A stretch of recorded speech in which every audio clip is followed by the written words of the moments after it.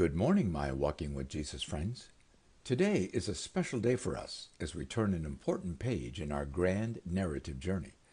I left you yesterday in a large caravan walking back from Jacob's funeral in Hebron, today a city in southern Israel. Joseph and his Egyptian entourage, including Egyptian dignitaries and officials, were returning to Egypt to resume their very important roles in Pharaoh's leadership team governing the entire nation of Egypt. For Joseph's brothers and their families, however, they were returning to Egypt, grappling with a major question. The land of Canaan was the land God had deeded to Abraham more than 200 years before.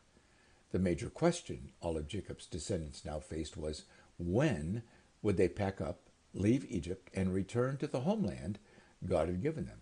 But also, with Jacob dead and buried, who would take the lead on this massive emigration out of Egypt and return to Canaan back home? The famine from which they had fled to Egypt had ended 12 years before. Each month, Jacob's family remained in Egypt. More people were moving into Canaan and claiming territory for themselves. Do you see the problem, my friends? There's a significant gap of time between Genesis chapter 50, verse 21, as this funeral caravan arrived back in Egypt, and the next verse, which says, Joseph stayed in Egypt, along with all his father's family. He lived 110 years. Then Joseph said to his brothers, I'm about to die, but God will come to your aid, and he will take you up out of this land to the land he promised on oath to Abraham, Isaac, and Jacob. Oh my, it's very clear, isn't it, my friends?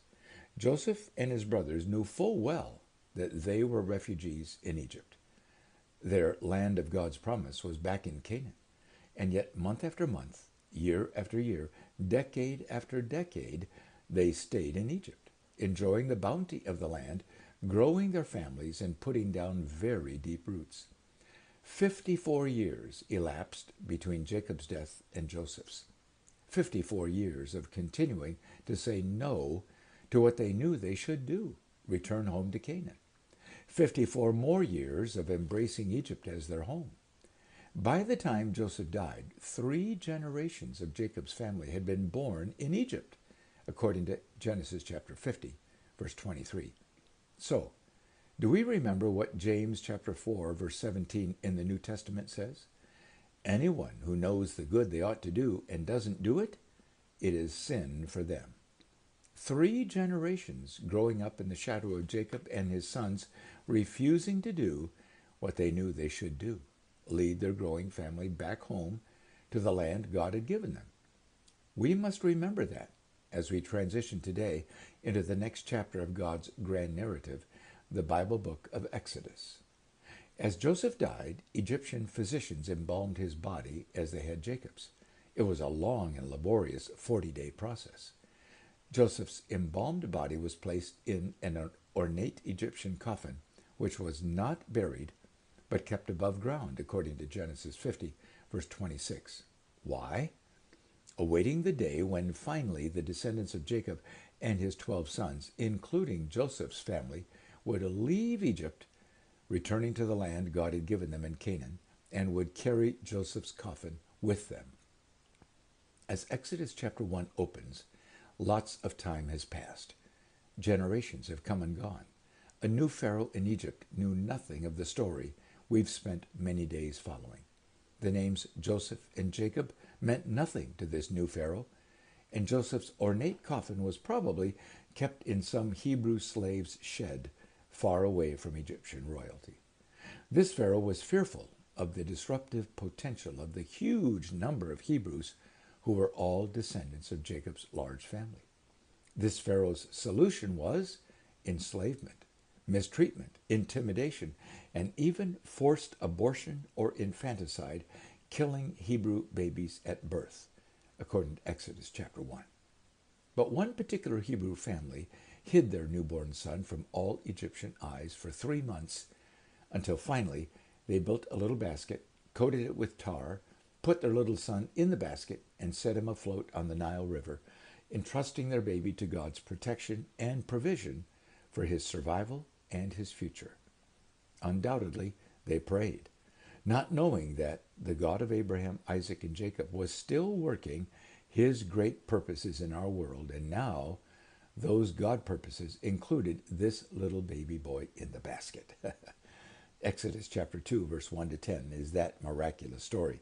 We've all heard of how the Pharaoh's daughter saw the basket and took the baby as her own to raise him in the palace as her adopted son. She chose the name Moses for that baby boy because she said, I drew him out of the water. Exodus chapter 2, verse 10. At that moment, no one in the entire world had even the faintest idea what God was doing in working the complex logistical details of his rescue plan for his people. I urge us to consider the same may be true about your life and mine. Regardless of our age, our education, our marital status, our background, or where we live in the world, God may right now be working some logistical details to involve you and me in something significant God is planning for our world. Moses grew up as royalty, receiving, we presume, royalty education and leadership training.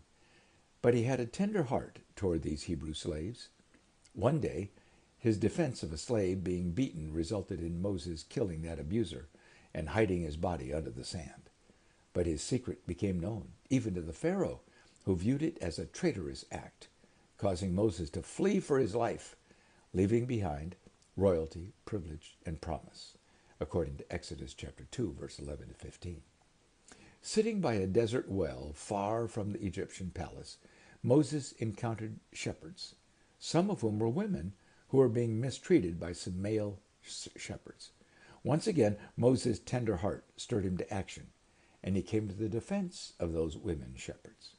In gratitude, they invited him home to meet their father, a man named Reuel Jethro, identified as a priest of Midian. Exodus chapter 2, verse 15 to 20. It appears this man of Midian knew of the God of Abraham, Isaac, and Jacob, and he was a wise spiritual man with 7 daughters. He invited Moses to stay in his homestead and join his ranch workforce. Moses did, in exchange for one of those 7 daughters' hand in marriage, similar to how Jacob had worked to earn the hand of his beloved Rachel, remember? While it may have seemed to Moses that his life was essentially worthless, living on the backside of the desert, tending sheep, married to a shepherdess, in truth, God was weaving together the strands of a tapestry which displays God's grandeur, glory, and majesty to us nearly 4,000 years later. For this statement is what God's bigger picture was. During that long period, the king of Egypt died. The Israelites groaned in their slavery, and their cry for help because of their slavery went up to God.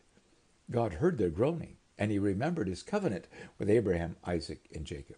So God looked on the Israelites, and God was concerned about their suffering. Exodus chapter 2. Do you see it, my friends? Eternal God was watching, listening, and working his larger purposes in our world, even in this desperate situation. God was remembering all he had seen in our world since the week he created it all. Every person, every situation, every promise, every failure. And God was concerned. But this time, God was not about to judge or destroy, but rather to rescue. And that's the exciting grand narrative story of Exodus, which will continue tomorrow. For today, what is God seeing and hearing as he watches and listens to your city and mine, your family and mine? Whose cries is God responding to today? What rescue is God preparing today, and how is God drawing you and me into his rescue response to the cries of our world? Here's a worship song that will lift our hearts to him in reflection about that. Is it your song of worship today, my friends?